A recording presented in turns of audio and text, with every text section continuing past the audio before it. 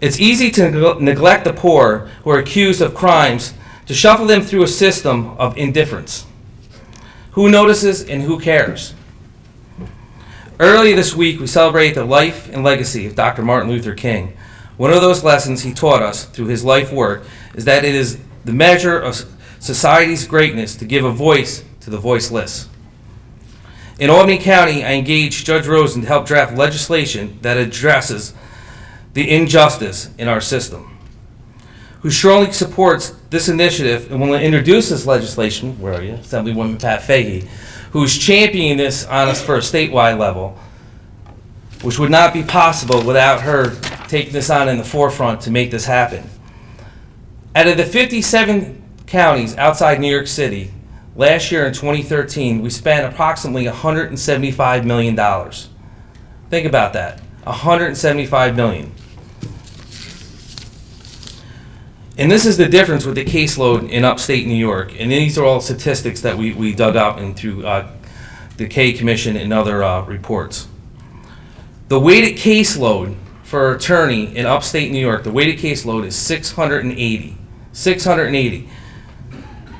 The maximum national caseload in the same size counties of us, upstate New York, is 367. Think about the difference. You're talking 680 versus 367. And that's the national standard of what they should be dealing with. We have three different departments we have to deal with. 18B, our public defenders, and our alternate public defender's office. And them three offices, you have a right, if you can't afford an attorney, we'll provide it for you. But do we have the tools necessary to give you the same resources as somebody with money has? So with this legislation that I commissioned Judge Rosen to put together and Assemblywoman Pat Fahy is going to be carrying for us, really addresses them issues to give us the funding necessary to defend somebody regardless of race, regardless of gender, that you will be represented fully just like anyone else and have the same opportunity anyone else would to defend themselves in the court system. After considerable review, to say the least, it became clear that in order to continue to provide first-rate defense to indigents while simultaneously treating the taxpayers of Albany County in an equitable manner would require New York State's general fund to absorb equitably the costs involved. Furthermore, New York State had actually admitted its responsibilities quite recently in this area when settling litigation that was brought by 5 other counties suffering under the same yoke as Albany. It became clear to the county executive and to me that failure to act forcefully and quickly would without doubt continue to contribute to the decline of the inner cities throughout our state. More and more counties would simply not be able to provide proper representation. When Dan was convinced that our findings had merit, his leadership rose to the fore, and he instructed me to prepare proposed remedial legislation to accomplish what was necessary.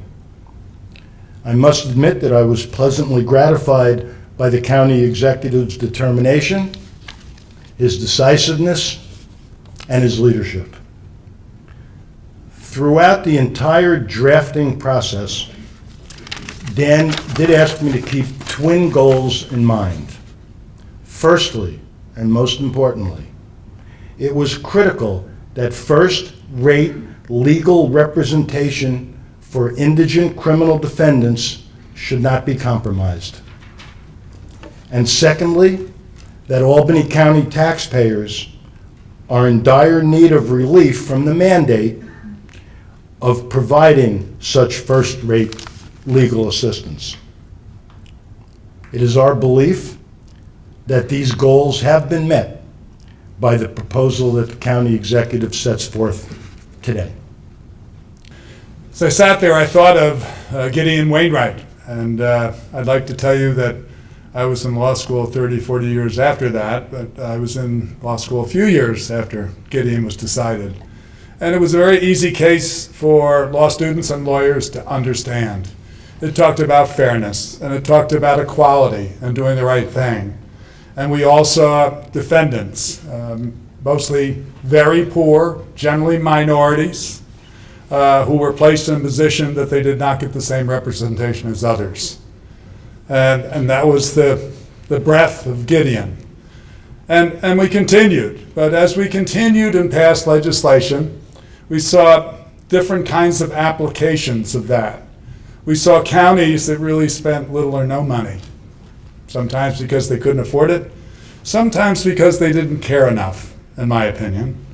And at the same time, we had district attorneys' offices who, because they were on the side of good, they're on the side of putting people in jail, they could ask for additional and additional and additional resources. And generally, their calls went heated, not unheeded. And the disparity grew deeper and deeper. The result of that was the, moving fast forward, the Kay Commission, which concluded its tenure with a report in 2006, which said, quite frankly, said it's broken. There hasn't been fairness in the system. And one of the things we need to do in the state is to make sure that the resources are there for fairness in the system. When I was in the county, I can testify that there was a disparity of resources between the district attorney's office and the public defender's office, just as Senator Breslin has described. As a county legislator too, I know that the county does not have the ability to raise the revenue to fund this program. That's why I'm here today supporting this bill. For example, providing legal assistance to those that are deemed eligible by the courts costs taxpayers in Rensselaer County over $2 million a year in local tax dollars. I'm proud of our ability to adhere to all the mandates set forth by the state as to the level of service that we must provide at the lowest cost possible. And in fact, I'm also proud to state that just last September, Jonathan Grades, who's the executive director of the New York State Defenders Association, was very complimentary of our public defender's office. And he even commented that he'd be honored to be represented by John Turi, who is the Rensselaer County Public Defender. So we're very proud of the service that we offer. However, it would be a tremendously welcome relief to our property taxpayers if this was lifted off of their backs.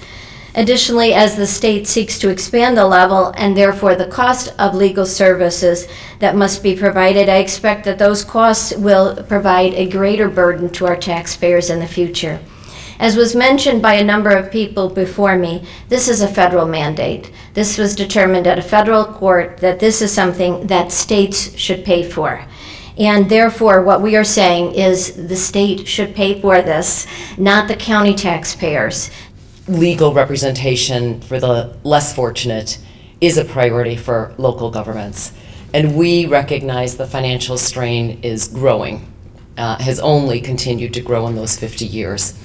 And it's sporadic. While we're talking about Albany today, we know it's uneven. It is a patchwork, as the county executive said. It is an absolute patchwork across the counties in this state. So creating a statewide funding source with strict standards and oversight is really the best way to meet this mandate. And it's an important mandate, by the way. We talk about some lousy unfunded mandates. This may be an unfunded one, but it's not a lousy one. It's an important one. It's 50 years of incredible importance.